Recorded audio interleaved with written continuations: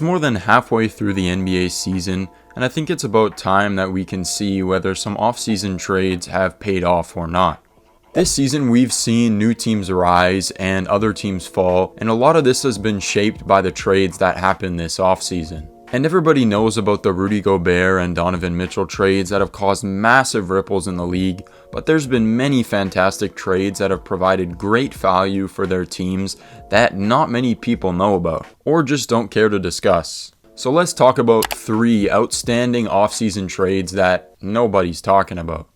Anthony Melton has been a perfect trade addition for the Philadelphia 76ers. Last season, the Sixers really lacked consistent scoring outside of their big 3, which is of course Maxey, Harden, and Embiid. And especially when Embiid went down and got kind of injured last playoff season, you could definitely tell they needed some other scoring outside of those 3 guys. So when they ended up trading for Anthony Melton, I knew it would be a fantastic fit, and he's been playing incredible for them so far. The 76ers acquired Melton in a trade with the Memphis Grizzlies for an aging Danny Green off an ACL tear and a 2022 first-round pick that ended up being David Roddy.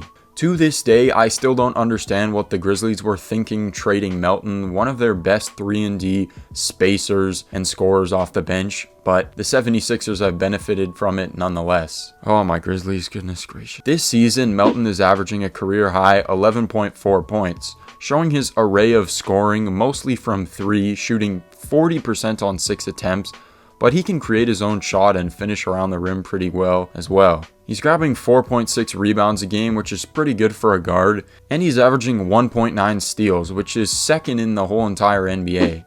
He's an incredible defender with his long arms and his pretty long frame for a guard as well. For Harden and Embiid, Melton is the perfect complementary piece and a star's dream to play with. Grizzlies, why would you do that? I have no idea. Royce ONeill has been a massive reason why the Nets have been able to bounce back from last year, and his trade has been an incredible trade for the Nets so far this year. At first, this was a trade that in one of my videos I said it made absolutely no sense because at the time, KD wanted to leave and Kyrie was going to follow him. So to give up a first round pick for Royce ONeill and you're going to be starting to tank really made no sense. But now that KD and Kyrie have both stayed and Royce has stayed as well, it makes much more sense in the trade, and it's been providing great value for the Nets this year as well.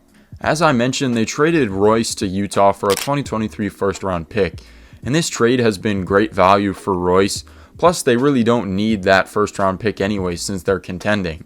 Royce has been exactly the player that the Nets missed last season and desperately needed in the playoffs.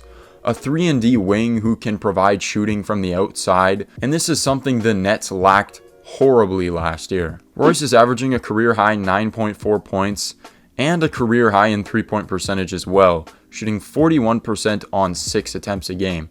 That's up there with some of the best in the league. To be honest, I really haven't watched that many Nets games this year, but every time I turn on a Nets game, Royce is flying around everywhere and impacting the game in a massive way. Whether it's his tip in against the Blazers, when I watched that game I was heartbroken for the Blazers, but Royce did his thing. And then against Miami as well, I happen to keep catching Royce ONeill game winners live. His energy, defense, and rebounding are something that's always contagious for the Nets. And Royce has been the perfect 3-and-D wing, which is exactly what KD and Kyrie need if they want to make that championship push this season. Kevin Huerter has been an integral part of the Sacramento Kings' rise this season, which is something I really didn't see coming, especially not to this level. This Huerter trade at the time was also a trade I wasn't fond of. Last year, Sacramento had been pretty poor defensively, so when they traded away Justin Holiday and Mo Harkless for Huerter, who is not known for his defense, to me it made little sense. They also added a first-round pick for Huerter, a guy that in his career has been a pretty decent shooter, but that's about it. But this season, the trade looks like an absolute bargain. Justin Holiday barely plays any games, Mo Harkless is out of the league,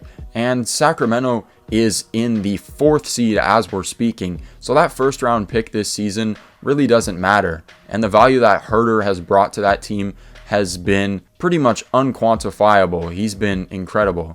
Huerter is having a career year, averaging 16 points, shooting 48% from the field and 42% from 3, being one of the best shooters in the NBA, no doubt. Nobody liked Red Velvet. One thing I didn't predict in this trade was that Herter was going to become a little bit better defensively, and he has been.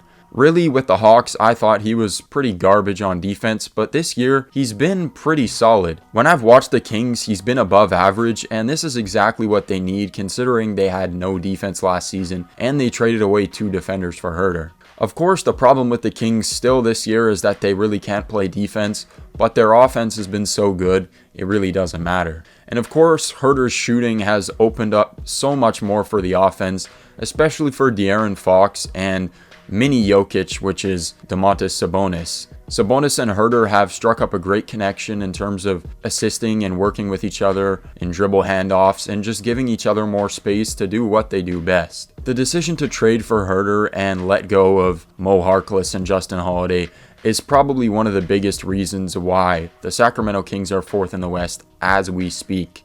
Nobody would have thunk it. Thank you for watching. I hope you enjoyed. Like, comment, and subscribe if you want to see more NBA content on some of the more underrated players and teams in the league. And comment down below what you think of some of these trades. Were they good trades, or did some of these teams give up too much? Let me know. And as always, stay rested. See you in the next one.